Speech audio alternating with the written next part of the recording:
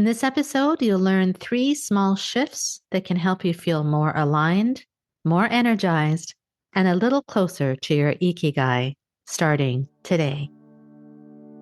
Welcome to the Midlife Reinvention Podcast, a podcast helping women in career and life transitions achieve clarity on their next steps so they can transform uncertainty into an energizing next chapter.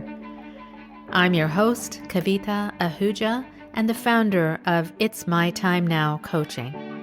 If you're wondering what's next in your career or life, you are in the right place. Through solo and guest episodes, you'll gain practical tips, tools, and inspiration to help you uncover blocks, gain confidence, and be, do, and have what you want. I rediscovered myself after the age of 50, and I know you can too. It's my time now to help you do just that. I'm so excited you're here. Let's dive in.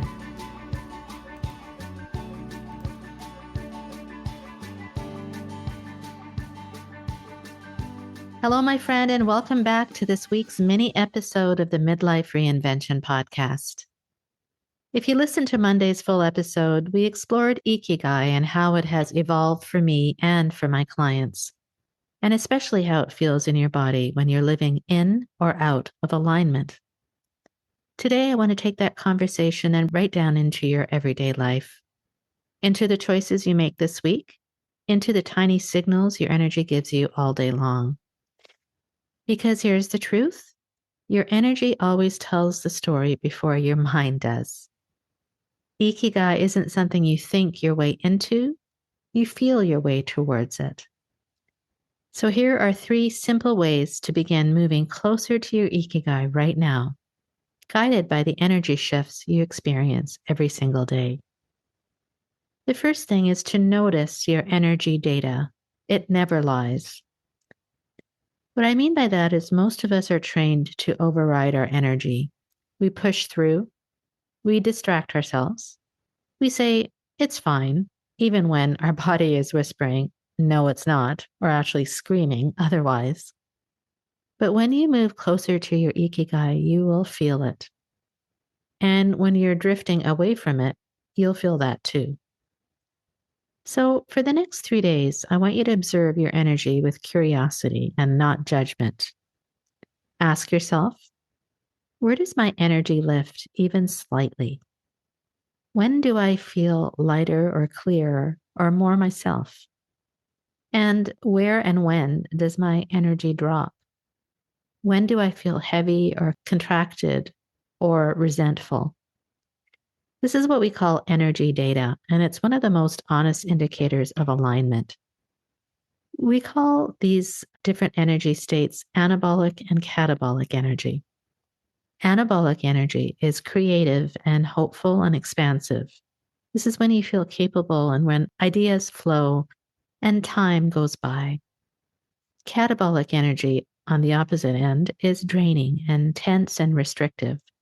Everything feels like a push. You want to withdraw or shut down. Neither is good or bad, but they are information.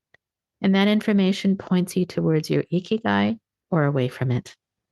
So simply noticing your energy begins to shift it. The second thing you can do is revisit a part of you that once lit you up. Energy shifts aren't always loud. Sometimes they begin with a tiny spark, a forgotten part of yourself trying to come back again. In Monday's episode, I shared some stories of women who rediscovered parts of themselves they had long abandoned: creativity, beauty, imagination, design. Their rediscoveries didn't happen in life-changing moments. They happened in quiet ones. So here's your practice for this week. Give 10 minutes to something you used to love. Not because it's productive, not because it will lead to a new career, simply because it used to light you up. Ask yourself, what part of me have I been missing? And where did my energy feel alive, playful, or curious before life got serious? One of my clients recently said to me, it feels like I'm living in grayscale. I want color again. And the moment she reconnected with her old passion, her energy shifted undeniably. Ikigai often reveals itself through what energizes you, not through what you think you should be doing. And the third thing is to do a soft 4 circles check. The Venn diagram of Ikigai, which is what you love, what you're good at, what the world needs, and what you can be paid for, can feel overwhelming if you try to tackle it all at once. So don't. Instead, do what I call the soft check. Just choose 1 circle today and spend 5 or 10 gentle minutes with it. If you choose what you love, notice when your energy lifts. If you choose what you're good at, notice where you feel confident or natural. If you choose what the world needs, notice who you feel pulled to help. And if you choose what you can be paid for, notice where your gifts might meet real needs. You're not trying to solve your life, you're collecting clues. Because Ikigai rarely arrives fully formed. It arrives through these energy patterns, where time disappears, where you feel like yourself again, where your shoulders drop and your breath softens, and where that quiet inner yes appears, even for a second. And those moments matter.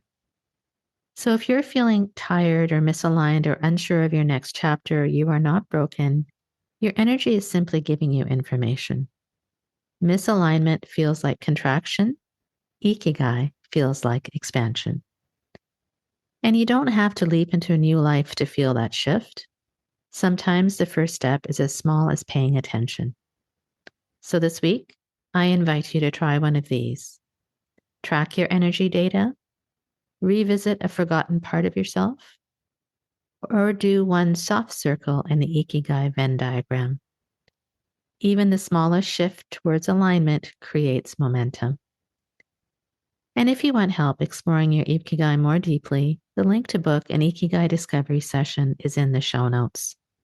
No pressure at all, just an invitation if you're ready to explore this with guidance. Until next time, my friend, be gentle with yourself. Notice your energy and trust the clues your life is giving you. Enjoy your week, and I'll see you next time.